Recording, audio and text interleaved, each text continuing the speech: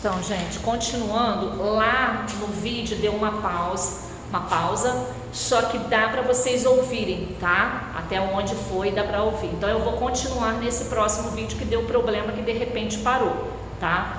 Então, continuando aqui, como eu estava falando dos valores medievais, que na época da Idade Média, eu expliquei para vocês, tudo que está escrito aqui foi o que eu falei, ó. Neste período, esses valores na época não foram mais adotados para o Renascimento, né? Que foi aquela época em que eu acabei de falar para vocês, em que os valores da fé, né, não eram tão importantes, né, quanto a razão. Então eles passaram a utilizar mais a razão do que a fé.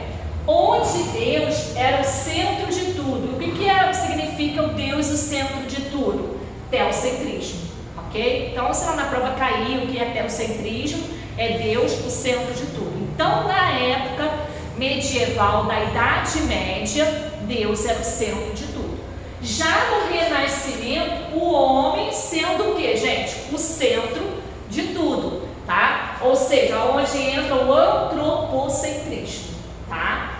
Continuando, falei sobre a razão, né? Razão tinha mais valor que a emoção, dando ao homem mais atenção às coisas que tinham no mundo do que às explicações da fé. Tudo isso já foi falado, né? Neste período surgiram as influências da cultura greco-romana.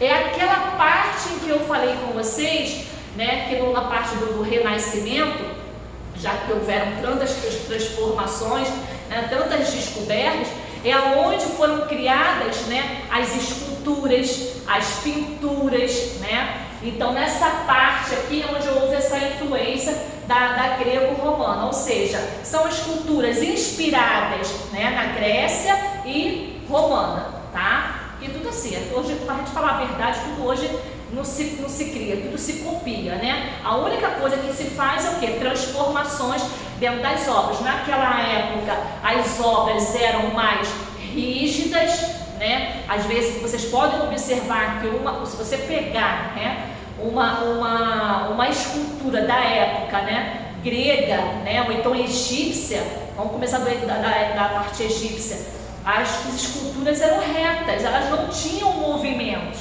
E de acordo com o surgimento, né, dos próximos anos, dos próximos séculos, as coisas começaram a ter o quê? Mudanças. E foi através da arte grega que começou a ter o quê? Um movimento, leveza nas esculturas, né? Um pezinho para frente, uma mãozinha, né, na cintura. Então começou a ter o quê? Transformações. Mas tudo, vamos dizer, que tudo se copia, só tem essas mudanças, né?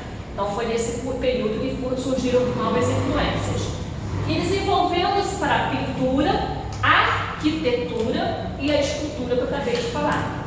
Aí, quando chegou o século XVI, os navegantes portugueses foram descobrindo novas terras e confirmando o desejo de conquistas, onde o materialismo era o foco daquela época.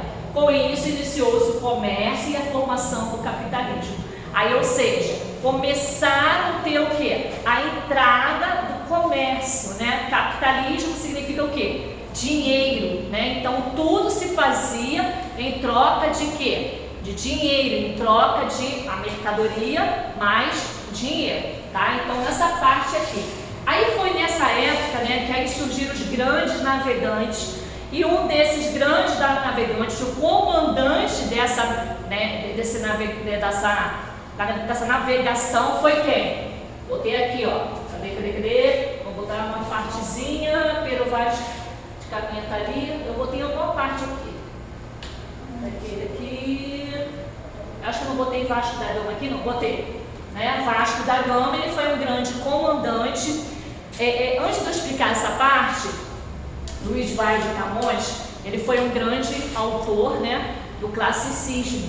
E ele, uma das suas maiores obras foi justamente os Lusíadas, ou seja, um grande livro com vários versos, né, decassílabos, enfim, toda uma estrutura, vamos dizer assim, um dos maiores livros da época, né? E Luís Vaz de Camões, ele começa a narrar as grandes navegações, as grandes descobertas descobertas, aonde surgiram o quê? Os heróis daquela época, né? Os heróis, né, a parte em que eles estudavam até mesmo a parte das esculturas dos deuses gregos, né, romanos, enfim. E aonde entra a parte da obra lírica e a obra épica de quem? Luiz Vaz de Camões, tá? Ele dividia essas duas partes. Lírica, na sua obra, ele mostra as contradições amorosas, onde as pessoas, né, mesmo sofrendo, elas se sentiam bem com aquela situação, né? Tem pessoas que não se sentem bem, tá com uma relação amorosa e não está feliz, não está bem. E as obras dele tinham essas contradições. Tinha o amor acebarbo, né? Tipo aquele amor em que você não larga, em que você prefere estar sofrendo, mas tem que ficar do lado daquela pessoa, né? Então tinha essas contradições na obra lírica dele. E época, né, da época, a obra de aventuras históricas e heróis, que foi os livros de Lusíadas, que acabei de falar, que narra a viagem de Vasco da Gama, que é esse comandante, né, importante da viagem, em que narra toda a história da entrada das Índias, da história de Portugal, tá? Por que isso? Porque aí a gente daqui a pouco vai para o Brasil, né? Que aí no caso é a literatura informativa e a literatura jesuítica, que é onde tem a descoberta das novas terras, tá bom? Vamos dar um pause aqui?